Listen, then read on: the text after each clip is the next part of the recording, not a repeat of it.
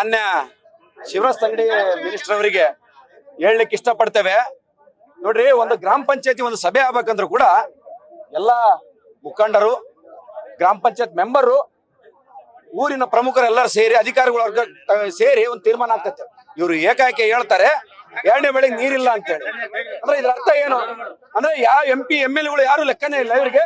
ಇದು ಡ್ಯಾಮ್ ರೈತರದ ಶಿವರಾಜ್ ತಂಗಡಿದ ನಮಗೆ ಗೊತ್ತಿಲ್ಲ. ಒಂದು ಮಾತೆತ್ತಿದ್ರೆ ಅವ್ರು ಹೇಳ್ತಾರೆ 2ನೇ ಬೆಳೆ ನೀರಿಲ್ಲ ಅಂದ್ರು. ಹೌದು ಸ್ವಾಮಿ, 2ನೇ ಬೆಳೆ ನೀರಿಲ್ಲ ಅಂದ್ರೆ ಇರೋ ನೀರ್ನ ಏನ್ ಮಾಡ್ತೀರಾ? ಒಂದನೇ ಪ್ರಶ್ನೆ. 2ನೇ ಪ್ರಶ್ನೆ, ನಾವು ಹೋದ್ ಸರಿ ಕೂಡ ಕೇಳಿದ್ವಿ ICC ಸಭೆನ ನೀವು ತುಂಗಭದ್ರಾ ಕೇಂದ್ರ ಸ್ಥಾನದಲ್ಲಿ ಮಾಡ್ರಿ ಅಂತೇಳಿ. ನೀವ್ ಯಾಕೆ ಮಾಡ್ಲಿಲ್ಲ?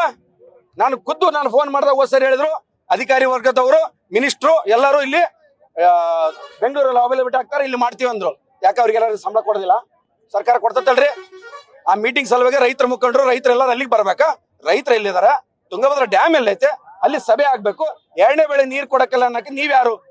ಇನ್ಫ್ಲೋ ಇದೆ, ಇನ್ನು ಪ್ರತಿದಿನ ಒಂದು TMC ನೀರ್ ಬರ್ತಾ ಇದೆ. ನಮ್ ಬೇಡಿಕೆ ನೋಡಿ ಸರ್, ICC ಸಭೆ ಕೇಂದ್ರ ಸ್ಥಾನದಲ್ಲಿ ಮುಂದ್ರಾಬಾದಲ್ಲಿ ಆಗ್ಬೇಕು. ಜೊತೆಗೆ 2ನೇ ಬೆಳೆಗೆ ನೀರು ಒದಗಿಸ್ತಕ್ಕಂಥ ಕೆಲಸ ಆಗ್ಬೇಕು. ಇರ್ತಕ್ಕಂಥ 80 TMC ಸರಿಯಾಗಿ ಒಂದು ಟೆಕ್ನಿಕಲ್ ಇಂದ ಹಂಚಿಕೆ ಮಾಡಿದ್ರೆ ಒಂದು 4-5 TMC ಕಡಿಮೆ ಬರ್ಬೋದು. ಭದ್ರಾದಲ್ಲಿ ನಮ್ದು 5 TMC ಇದೆ. ಭದ್ರಾದಿಂದ ತಗೊಂಡು ಎಡ ಮತ್ತು ಬಲ ಎರಡೂ ದಂಡೇರಿ ನೀರು ಕೊಡ್ತಕ್ಕಂಥ ವ್ಯವಸ್ಥೆ ಆಗ್ತದೆ. ದಯವಿಟ್ಟು ನಾನು ಅವರಲ್ಲಿ ವಿನಂತಿ ಮಾಡ್ಕೊಂತೇನೆ. ಸ್ಪಂದಿಸ್ಬೇಕು ಸರ್.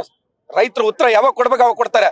ರೈತರ ಎದುರಾಕೊಂಡು ಸರ್ಕಾರ ಯಾವ್ದು ಉಳಿದಿಲ್ಲ ಸರಿ. ಇವಾಗ ನಮ್ ನಡೆ ಏನಿದೆ, ನಾವು 25ನೇ ತಾರೀಕು ಪ್ರೆಸ್ ಮೀಟ್ ಮಾಡಿದಾಗ ಹೇಳಿದ್ವಿ 3ನೇ ತಾರೀಕು ಒಳಗೆ ICC ಸಭೆ ಕರೆದಿಲ್ಲ ಅಂದ್ರೆ ಹೋರಾಟ ಮೂಲಕ ಬಿಸಿ ಆಗ್ತದೆ ಅಂತ ಹೇಳಿವಿ. ಮೊದಲನೇ ಹೋರಾಟ ಕಂಪ್ಲೀಟ್ ಬಂದ್ ಮಾಡಿ ಇವತ್ತು ನಾವು ತಮ್ಗೆಲ್ಲರಿಗೂ ಸಂದೇಶ ಕೊಡ್ತಾ ಇದೀವಿ. ಈಗ ಅವ್ರು ಕೂಡಲೇ ಎಚ್ಚೆತ್ಕೊಂಡು ICC ಸಭೆ ತುಂಗಭದ್ರಾ ಕೇಂದ್ರ ಸ್ಥಾನದಲ್ಲಿ ಮಾಡಬೇಕು. ಹಾಗೆ 2ನೇ ಬೆಳೆಗೆ ನೀರು ಹಂಚಿಕೆ ಮಾಡ್ಬೇಕು. ಒಂದು ವೇಳೆ ಮಾಡದಿದ್ದ ಪಕ್ಷದಲ್ಲಿ ಮುಂದೆ ರೈತರು ಯಾವ ಭಾಗದಾಗ ಯಾರ್ಯಾರು ಏನ್ ಹೋರಾಟ ಅನ್ಕೊಂತಾರ ಗೊತ್ತಿಲ್ಲ. ನಾವು ಹೈವೇ ಬಂದ್ ಮಾಡ್ಬೇಕಂತ ಕೂಡ ಯೋಚನೆಯಲ್ಲಿ ಇದೀವಿ. ಅದನ್ನು ಕೂಡ ಮಾಡಬಹುದು. ಹಾಗೆ ನಮ್ಮ ಈ ರೈತರ ಹೋರಾಟಕ್ಕೆ ಅಕ್ಕಿ ವ್ಯಾಪಾರಸ್ಥರಾಗಿರ್ಬೋದು, ವರ್ತಕರ ಸಂಘದವರಾಗಿರ್ಬೋದು, ರೈತ ಸಂಘದ ಹಲವಾರು ರೈತ ಮುಖಂಡರು ಎಲ್ಲರೂ ನಮಗೆ ಬಹಳ ಪಕ್ಷಾತೀತವಾಗಿ ಬೆಂಬಲ ಕೊಡ್ತಾ ಇದ್ದಾರೆ. ನೀವು ಅರ್ಥ ಮಾಡ್ಕೊಡ್ರಿ, ನಮಗೆ ಒಂದು ಬೆಳೆ ಲಾಸ್ ಆಗ್ತದೆ, 10,000 ಕೋಟಿ ಲಾಸ್ ಆಗ್ತದೆ. ನಮಗೆ ಪಕ್ಷಾತೀತವಾಗಿ ರೈತರ ಪರವಾದಂತ ಹೋರಾಟ ಇದು. ಎಲ್ಲ ದುಡಿಯುವ ಕಾರ್ಮಿಕರ ಸಹಿತ ಎಲ್ಲ ಸಂಘ ಸಂಸ್ಥೆಗಳು ಇದಕ್ಕೆ ಬೆಂಬಲ ವ್ಯಕ್ತಪಡಿಸ್ಯಾವ.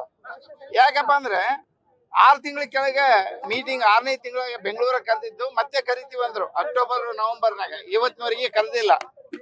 ಇವರು ಟೆಕ್ನಿಕಲ್ ರಿಪೋರ್ಟ್ ಇಲ್ದಾನೆ ಅಲ್ಲಿ ನಮ್ಮನ್ನು ಕತ್ತಲದಲ್ಲಿ ಇಟ್ರು.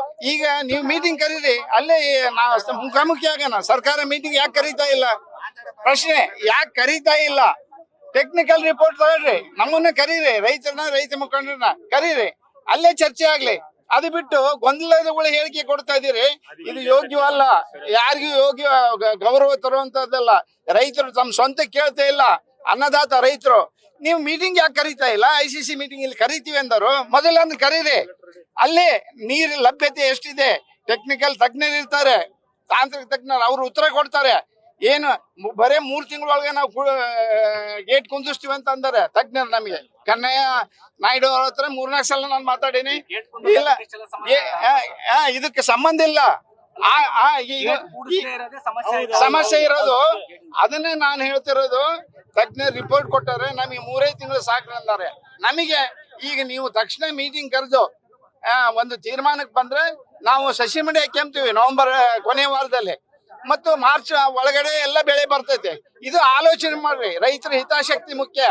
ರೈತರು ಅನ್ನದಾತ ಅಂತೀರಿ. ಅನ್ನದಾತಕ್ಕೆ ಗೌರವ ಘನತೆ ಐತೆ ಇಲ್ಲ. ಈಗಾಗ್ಲೇ ಮುಂಗಾರು ಬೆಳೆ